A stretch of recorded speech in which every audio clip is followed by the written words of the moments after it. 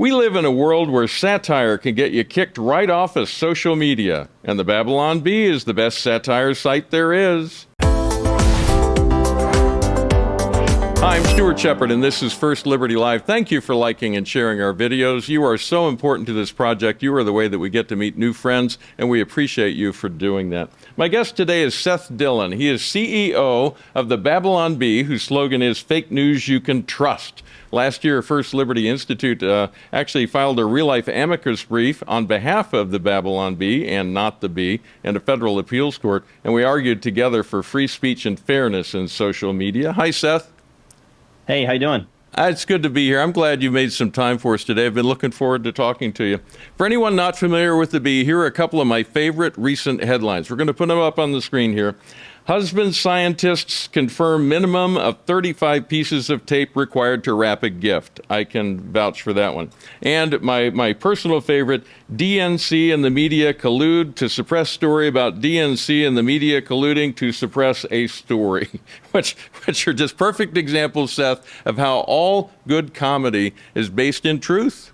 Yeah, that one barely qualifies as satire. We actually had a lot of people asking us why we didn't publish that one on Not the Bee instead of the Babylon Bee. It certainly fits. How do you come up with the ideas for this site? You know, what's your staff do to put all this together? Well, we read the news every day, and then and we look at what's going on in the headlines, and then we pitch ideas back and forth.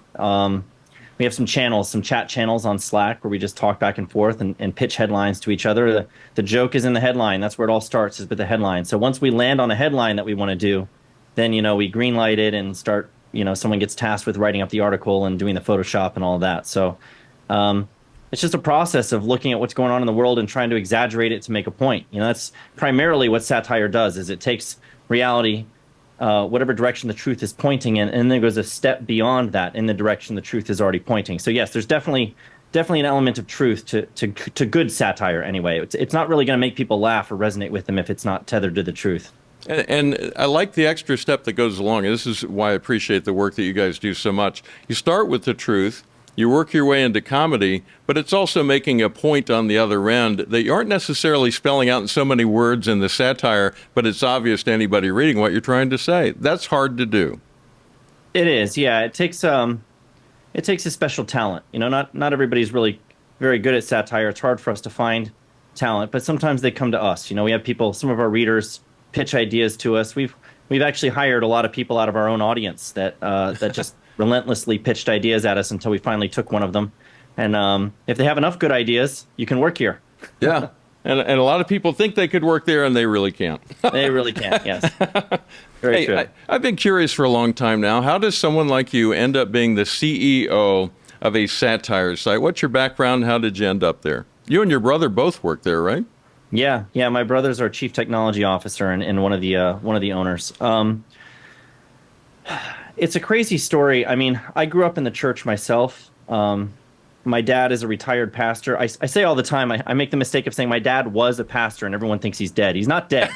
He's just, that's he's just good. not a pastor any longer. Yes. And so, I had a background in the church. I grew up in youth group and I saw kind of the inner workings of the church. And so, when I encountered the Bee, probably in like 2017 for the first time, it really resonated with me. I got a lot of the humor. They were a lot of inside church jokes that made sense to me because I knew exactly what they were talking about. Yeah. So I liked the Bee and I was a fan of the Bee initially. But I never thought I would own it or run it. I initially, when I reached out to Adam Ford, who started the Bee in 2016, I was reaching out from the perspective of an investor. I was looking at getting involved just to see if I could help grow the site, take it to the next level, kick some money in. And because I just thought it was fun, funny, and impactful and could do a lot. So I was excited about the opportunity to invest in it, and he didn't really want an investor. He wanted a buyer. He wanted to get out. So we ended up working out a deal where he's retained some of his equity, but I bought the majority of it in early 2018 and took the site over. And that was not what I was looking to do, but it's now the most fun thing that I do. It's the most rewarding thing that I do. It's the most impactful thing that I do. And so I don't regret it at all. But I was initially very intimidated by the prospect of running a not just a media publication, which I had never run before, but a satirical media publication. Who has experience with that? You know, Nobody. there aren't many people running successful satire publications, period. So, and now that we're the most popular one on the internet, so that's pretty cool. Yeah. Do you write some of it yourself, or do you just manage the people who create this stuff? I've been curious about that. I did initially. I wrote a lot more than I do now. I rarely get involved in the writing now, but Yeah. more so on the marketing side, the ad copy, marketing messaging, and representing the company. But initially, I was much more involved in pitching ideas, and it's just running the business has taken up more and more of my time, and we've hired more and more talent to take that over. So I don't have to be as involved as I used to be. Well, here's another headline that caught my attention. Shark Week lacks diversity and overrepresents men named Mike, scientists say. Except that's not the bee. That's Yeah. the Washington Post, an actual recent headline whose slogan, by the way, is "Democracy Dies in Darkness." Seth, I don't know how that's a real headline. Who wrote that? Who researched that story, wrote that headline, and thought this is serious, hard-hitting journalism? And that's my point. Your biggest competitions now is not other satire sites. It's the actual news media, because they're Yeah. writing stuff that's just as outrageous as what you're writing. Yeah, and I think that's one of the challenges. You know, this comes up often when I'm talking to people about our job. You know, doing satire in an insane world. I think the common misperception is that that's an easy task, and people say all the time, they're like, "Well, you know, the world's so crazy. There's so much to make fun of, right?" And yes, that's true. There's a lot to make fun of. There's a lot of mockable stuff happening in our world right now. But the way that I described satire earlier as typically exaggerating the truth to make a point, you know, you're kind of caricaturing things a little bit, right? The way that Yeah. a caricature artist exaggerates the features of the person that he's drawing. That's harder to do when the world is this crazy. I quote Chesterton all the time, who said the world has become too absurd to be satirized. That was back in 1911 when he said that. And if you think about what's going on in the world today, where you have like male athletes dominating women's sports, female inmates getting each other pregnant in prisons, you know, all this kind of crazy stuff, drag queen story hour for children. There's insane stuff happening in the world that's really hard to exaggerate and parody. And I tell people all the time, like, you think my job is easy. Okay, imagine, put yourself in our shoes for a second. Imagine if your job was to write jokes that are funnier than what Democrats are doing in real life. Imagine if that's your job. Try writing a speech that's funnier than a Kamala Harris speech, a real Kamala Harris speech. Good luck. Or you could just run Joe Biden quotes every day. Yeah, exactly. So I think it makes our job more challenging. But hey, it's still fun. Here's another, and this actually is a B headline: "Man in critical condition after hearing slightly differing viewpoint." I appreciated that one because it's one thing to do satire in the Christian realm. It's tricky enough because if people get the joke, they love you. But if they don't get the joke or don't like the joke, then they instead of questioning your sense of humor, they start questioning your church membership. I mean, they start going after your faith. But you have the extra challenge of, you're not just reaching out to a church audience, you're going out to the big old world out there. And when people in the big old world don't get the joke or don't like the joke, you get shadow banned. You even get outright kicked out. I mean, Twitter kicked you right off their site. Yeah. Well, what they did was, you know, Twitter. What Twitter's done is they've baked their own radical gender ideology into their terms of service, and they hold themselves out as a platform for free expression. That's what they say in their own terms of use. It's what they say on their hateful conduct page, which is, you know, the policy that we violated was their hateful conduct policy. They say they're a platform for free expression without barriers. Those are their words. But, you know, they throw up all of these barriers in your way. That's only lip service that they're paying to free expression, because what they've done is they've decided that, you know, dead naming is really a thing, misgendering is a thing, you know, that if someone identifies as being a woman when they're actually a male, you have to acknowledge them as being a woman, or else you're guilty of hate speech. That's in their terms of service now. And so you have to buy into their worldview or remain silent. Those are your two choices. That's it. You can't even mock it. You can't joke about it. And that is, in my view, that is just it's a way of protecting and propping up an ideology that can't be rationally defended or even coherently articulated. The way that you prop it up is to bar criticism, especially the criticism of mockery. the comedic criticism that uses mockery to expose foolishness. You have to block that stuff, because if you don't, then your whole house of cards falls down, because you can't defend it any other way. And a society that can't laugh is certainly an unhealthy society. It's a sign of serious, deep issues within that culture. Yeah, yeah, I think so. I think it's a healthy thing. It's a sign of maturity, not just spiritual maturity, but maturity in general. When you can look at yourself, not just critically, but be able to laugh at yourself, be able to take yourself less seriously, to allow levity to exist, even if it's at your own expense. Because none of us is perfect. The way that I put it is, we're all at some point passengers on the ship of fools, right? We've all done things that are silly, that are hypocritical. We all deserve to be humbled a little bit. And pride is really a vice, not a virtue. So it's a good thing when we're able to laugh at ourselves. It's a good thing to be able to laugh with the people who are laughing at us every now and then. It's not as simple and cut and dried as simply saying that anybody who's making a joke at someone else's expense is a mean bully who needs to be silenced. I don't think that that's true at all. I think that comedy plays an important role in helping us to take ourselves less seriously. When your Twitter feed reappeared in the middle of November, you posted, quote, "We're back, let that sink in."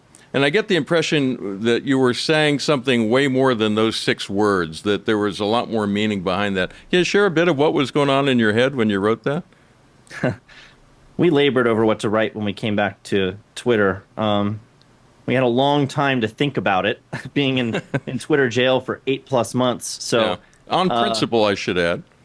Yeah. We were there by choice, essentially, because it was, a bend the knee situation. They wanted us to acknowledge that we engaged in hateful conduct, and we refused to do that. We stubbornly refused to say that we're like, look, this is not hateful. If anything, it's true, and truth is not hate speech. So yes, we were in Twitter jail for a long time because we refused to acknowledge that we had done something wrong. We haven't really provided the background of what it was that we did, but we named Rachel Levine, who's a transgender health admiral, we named Rachel Levine Man of the Year in response to USA Today naming him Woman of the Year. And that was a joke that we just threw out there in defense of sanity and women everywhere. Elon Musk, after many months after he had made an offer on Twitter, finally closed this deal. And he closed the deal and kind of reenacted in person this popular meme where, in the meme, you have this, people will post this in the comments on Twitter. It's very popular on Twitter, where people will say, "Let that sink in." And then underneath that is an image of a sink on someone's doorstep that's like trying to get into their home. And so it's Let that sink it's just a silly in. meme. That's it. Yeah. And, but he decides to act this out and actually go out there, buy a sink, and then carry it through the doors of Twitter's headquarters, and said, "Let that sink in." I did not know the backstory, so that's helpful to hear the rest of it. Yeah, so he's acting out a meme there. And then, so what we did was when we were restored a couple of weeks later after he took over the platform, we wanted to give a nod to Elon Musk by acknowledging his joke, while also at the same time just simply announcing that we were back. So that's essentially it. Yeah. How do we effectively push back against a culture that wants to ban everything that doesn't affirm their point of view of the world? Well, I think there's a number of ways to do that. Obviously, the way that we've chosen to do it and that we think is one of the most effective ways is through humor. I say often that that the absurd has only become sacred because it hasn't been sufficiently mocked. And what I mean by that is, we have some of the insanity that I mentioned a moment ago, these crazy ideas, the idea that a 3-year-old can be transgender, that boys can become girls, that it's not inappropriate to have drag queens dancing for children, critical race theory, wokeness, all of these things. You have all of this crazy stuff that's very difficult to defend rationally. It's very difficult to even articulate the worldview that's being promoted coherently.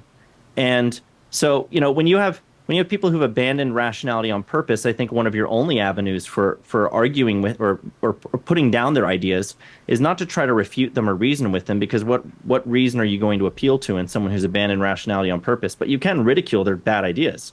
You can mock them and make them look silly. And I think one of the problems that we've had is that these crazy ideas have become super popular. And not just popular. They're not just mainstream. They are mandatory. As we found in our case, it went from mainstream to mandatory, where you have to affirm these things or you can get lost. Those are your choices. And I think the reason that we've arrived at that place is because we took these ideas that should have never been taken seriously in the first place seriously.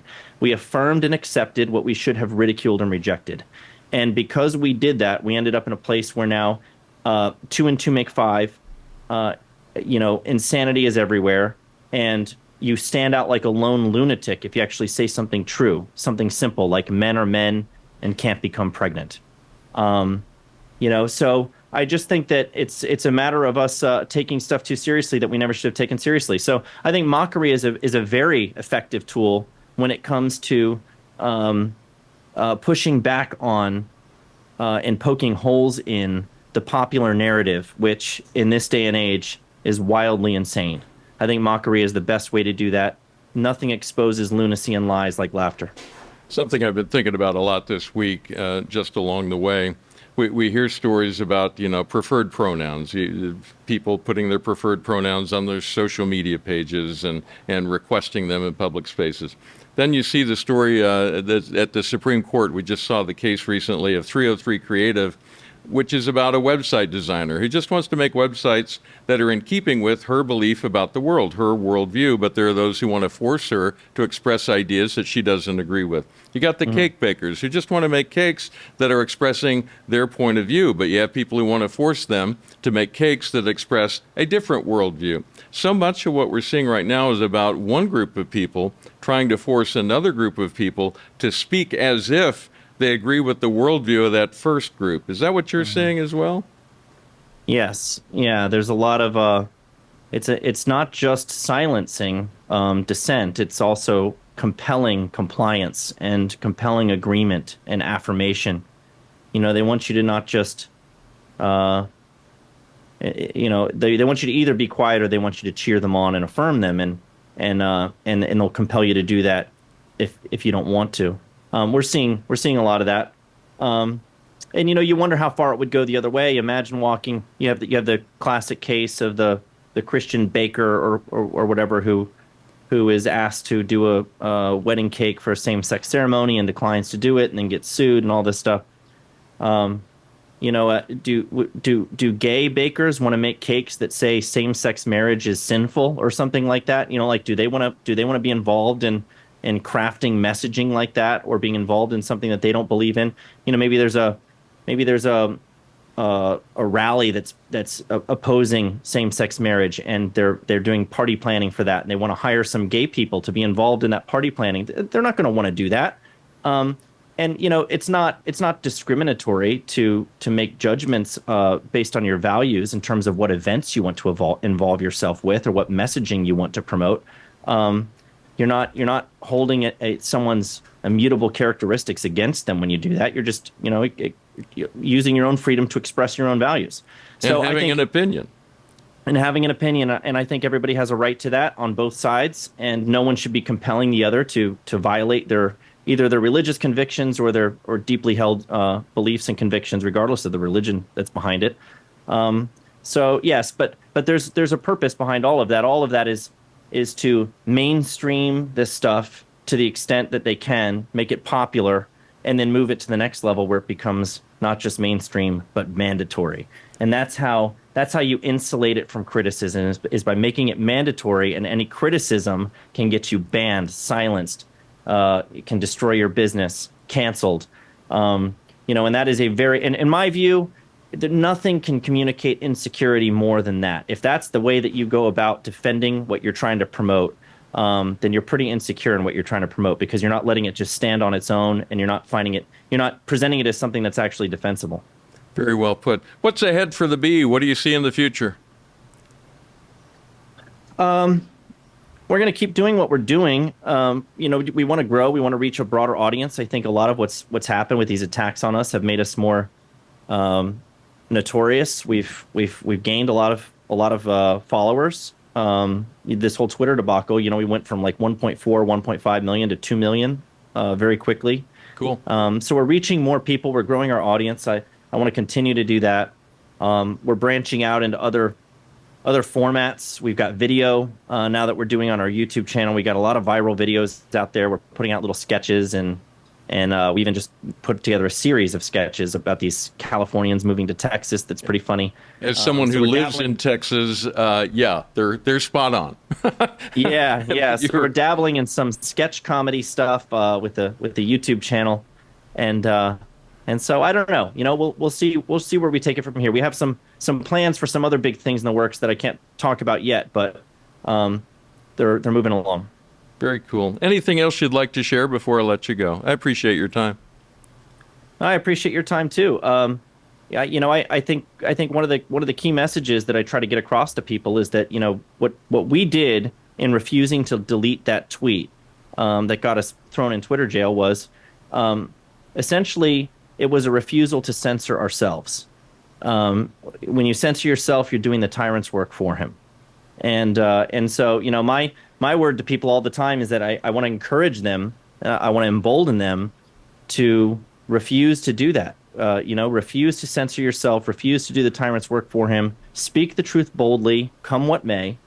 There may be penalties for that, but look, there are people who have been willing to lay down their lives for freedom. I think we should be willing to give up our Twitter accounts if that's what it comes to. But thankfully, Elon Musk has restored some balance to Twitter, and we'll continue to see him upholding free speech principles there. Maybe the lesson there is that if you ever get into trouble, the world's richest man will bail you out. That's our experience. Seth Dillon, Babylon Bee, thank you so much for sharing with us today. Lots of good thoughts in there. I really appreciate you and appreciate the work you do. Thank you. All right. If you'd like to learn more about the Babylon Bee, just go to babylonbee.com, or you can search for them on social media. Like we mentioned, they're back on Twitter if you want to find them there and follow them. I need to mention when it showed up in my little Twitter feed, it said, you want to follow the Bee? And right underneath it was the former trust and safety officer for Twitter, which is the very next suggested person to follow. And if you'd like to support the work of First Liberty Institute, we do stand for the religious freedom of every American and are ready to stand by them and with them, just as we did with the Babylon Bee. Just click on the big red Give button up at the top. That's what allows us to do what we do, and we are thankful for you for your partnership in the work that we do. First Liberty is the last line of defense and your greatest hope for victory.